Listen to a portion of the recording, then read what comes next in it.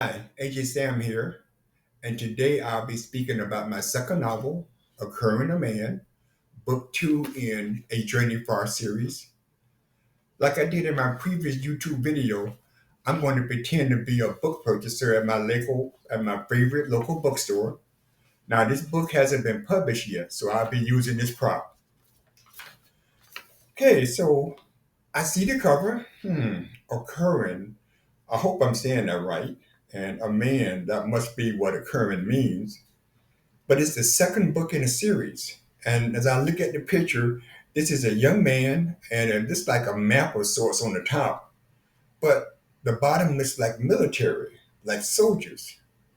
And I think I've seen this style, this color scheme before on another book. Yeah, I think I've seen this first book in the series, but it wasn't military. Let me look to see what this book description tells me. James and Bobby giggled like 6-year-olds. 780 days after the attack on Fort Sumter, South Carolina, their dreams and desires were realized as they read aloud the full page typeset. President Lincoln to enlist Negroes into the Union Army and Navy. Occurring a Man, page 167. Wow. Occurring a Man, the second novel in the A.J. Sam's A Journey Far series, is a powerful and immersive exploration of the American Civil War era through ordinary people caught in this transformative period. 3 days after the Confederate attack on Fort Sumter, the story follows James and his friend Bobby as they navigate the shifting landscape of a divided United States of America to discover their place as men. H.E. Sam skillfully weaves the varied tensions between the industrial North and agricultural South into the lives of his characters, making history feel personal and current. His use of period literature, music, and news headlines deepens the reader's connection to the era, enriches the historical context without overwhelming the narrative. Beyond its historical scope, Occurring resonates deeply within today's readers.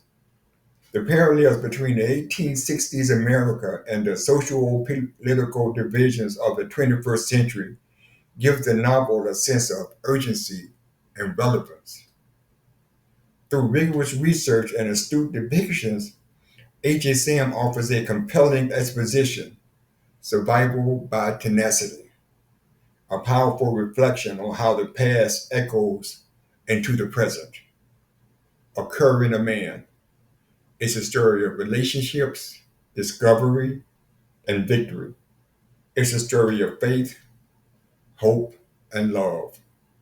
It's a story of America. Well, this is interesting. It's not a Civil War book about big time, big name politicians and commanding officers. HSM, they are ordinary people caught in this transformative time, like James and Bobby. I, I love books that do that, give me unexpected plot twists. He does a good job of describing the differences between the North and South in just two words, also industrial versus agricultural. And I love that ending. Words that make me love a book, relationships, discovery, victory, faith, hope, love. That's going to get me to put this in my basket. Okay, so now it for the first part of this video. Now I'm going to give you a synopsis of Occurring a Man. Like my previous publication, the subtitle is from the Yoruba language. This story spans the 5 years of the U.S. Civil War, 1861 to 1865, which is how I created the five divisions of Occurring a Man. In 1861, James and Bobby both wrestled with injustice, James existing as a fugitive criminal and Bobby being denied basic human rights. Now students in racially tense classrooms at NYU and Cooper Union, they encounter growing hostility from the white classmates who question their presence while challenging their dignity. Rather than serving without honor in the military, they commit to completing their education. James finds emotional healing when Bobby's family journey from Boston to personally welcome him into their lives and hearts. In 1862, tensions rise as James and Bobby navigate increasingly hostile university classrooms. Debates grow heated and nearly turn violent as the professors struggle with the moral quagmire. Union victories began to trickle in as Big Man continues to thrive off his fratricidal betrayal. Mr. Beale shares news of Lincoln's Confiscation Act and Emancipation Proclamation draft, but James remains skeptical of both. Eventually, classroom discourse matures into a tense civility. In 1863, the Emancipation Proclamation becomes law, yet keeps James a criminal, a fugitive slave. Union victories mount, and forces like Frederick Douglass's grow louder, demanding black men the right to fight for freedom. When General Order 143 forms the U.S. colored troops, James and Bobby immediately enlist.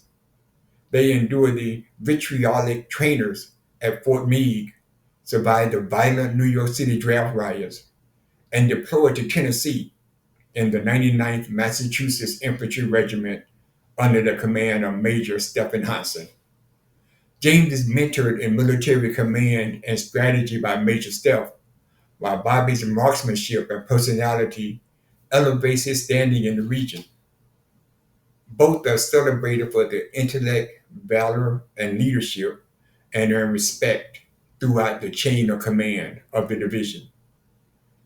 In 1864, James and Bobby's leadership continues to evolve as their engineering ingenuity creates an innovative weapon, which gives the Independence Division a decisive advantage.